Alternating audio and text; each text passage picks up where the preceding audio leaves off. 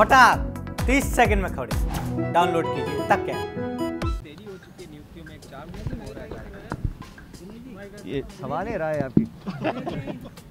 दोनों ऐसा मुख्यमंत्री भी मुझे लगता है कि जब अपने काम पर वोट नहीं मांग पा रहे हैं तो वो 80 बनाम 20 की बात कर रहे हैं, मंदिर मस्जिद की बात कर रहे हैं। मैं तो बहुत बार बोल चुका हूँ, उसको बार बार रिपीट क्यों कराना चाहते हो।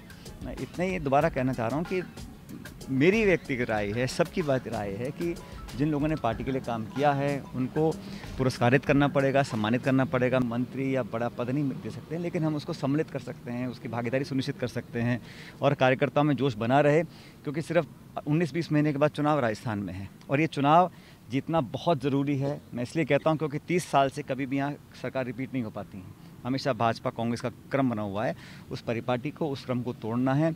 हम लोगों ने, सोनिया जी ने, एआईसीसी ने सही दिशा में कुछ कदम उठाए भी हैं हाल ही के 2-3 महीनों में, आपने देखा होगा। इसलिए मुझे विश्वास है कि इस बार जब 23 में विधानसभा के चुनाव होंगे दिसंबर के महीने में, तो कांग्रेस पार्टी पुनः यहाँ पर सरकार बनाने में कामयाब होगी। देरी हो चुकी है नियुक्तियों में, एक 4 महीने हो रहा है कार्यक्रम। ये सवाल है राय आपकी।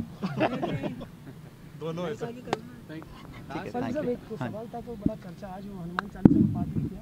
सचिन पायलट सतीश पूनिया का कहना है परेड साहब कि मेरे साथ जो हुआ है वो साजिश थी, मेरी आवाज़ दबाने की कोशिश है, जो मरीज के खिलाफ उठा रहा हूँ, दूसरों के खिलाफ उठा रहा हूँ। इस तरह की परंपरा राजस्थान में नहीं रही है। देखिए, ऐसा है, कोई भी दल हो, कोई भी नेता हो, लोकतंत्र में राजनीति एक ऐसा प्लेटफॉर्म है जहाँ अलग अलग विचारधाराओं के लोग, अलग अलग सोच के लोग अपनी बात करते हैं। जनता निर्णय करती है कौन सही है कौन गलत है। लेकिन मैं नहीं समझता हूँ कि हिंसा का या बदसलूकी का या अनपार्लियामेंट्री लैंग्वेज का किसी व्यक्ति को भी इस्तेमाल करना चाहिए। हमारे प्रदेश में, खासकर राजस्थान में ऐसी परंपरा नहीं रही, देश में भी मैं चाहता हूँ। हालांकि जब से भाजपा का शासन आया है, एक आक्रामक राजनीति की शुरुआत हुई है।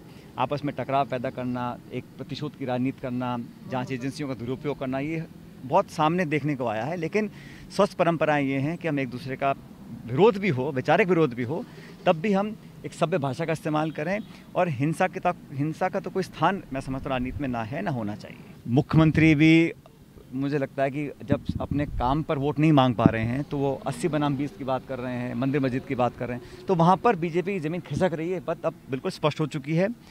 बाकी सब जगहों पर कांग्रेस का प्रदर्शन बहुत बेहतर रहेगा। उत्तराखंड में गया था 4-5 दिन पहले, वहाँ पर भी लोग मन बना चुके हैं कि धामी सरकार को यहाँ से विदाई करनी है।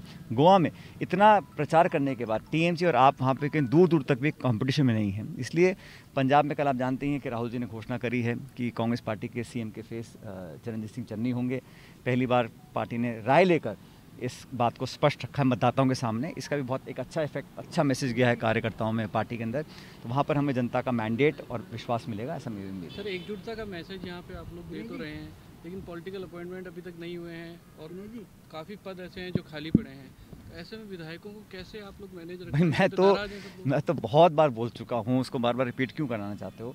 मैं इतना ही दोबारा कहना चाह रहा हूँ कि मेरी व्यक्तिगत राय है, सबकी बात राय है कि जिन लोगों ने पार्टी के लिए काम किया है उनको पुरस्कारित करना पड़ेगा, सम्मानित करना पड़ेगा। मुझे लगता है कि आने वाला जो बजट सत्र है उसमें प्रदेश के लिए जो बजट बनने वाला है उसमें लोगों के सुझाव, फीडबैक आदि इस सब पर चर्चा होगी। और अच्छा है कि सत्र से ठीक पहले एक स्वस्थ परंपरा है संवाद की, चर्चा की, अपनी बात को रखने की, क्षेत्र की, इलाके की, प्रदेश की, जो आने वाली समय में हम लोग उसमें विकास जो कर रहे हैं और क्या कर सकते हैं, इस पर एक विस्तृत चर्चा हुई है। अभी और चर्चा आज और कल होगी।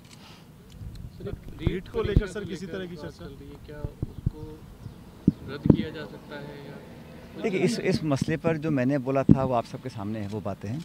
और मुझे लगता है कि सरकार, पार्टी, एआईसीसी सब इसको बहुत गंभीरता से ले रहे हैं और मुझे ऐसा लगता है, मुझे ऐसा आभास है कि बहुत जल्द इसमें कुछ ना कुछ ठोस कार्रवाई भी आपके सामने आएगी।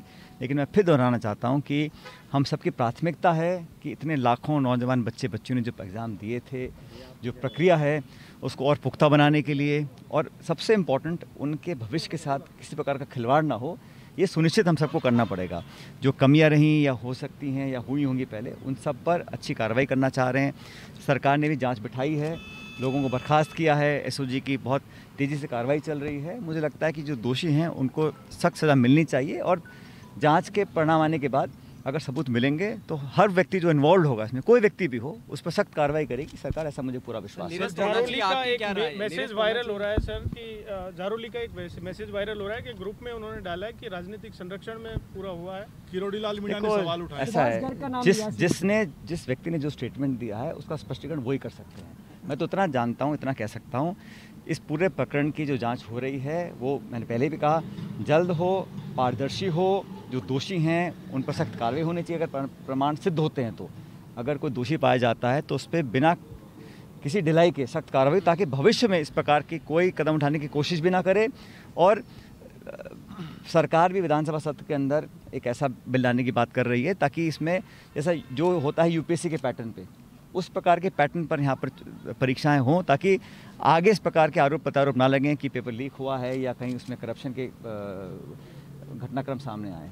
पेपर में प्रदेश में जिस तरह की राजनीति चल रही है, कभी नाथी का वारा किसी के घर पे देखा जा रहा है, कभी किसी पे हमला हो रहा है, तो इस तरह की। जहाँ तक चुनावों की बात है, आज मेरा दौरा उत्तर प्रदेश का है, कल मैं उत्तराखंड जाऊँगा, वहाँ 4-5 विधानसभाओं का दौरा है, उसके बाद मैं गोवा भी जाऊँगा। तो हम सब लोग कोशिश कर रहे हैं कि जो प्रथम चरण के चुनाव हैं उसी में हम लोग अपना पल्ला भारी कर लें।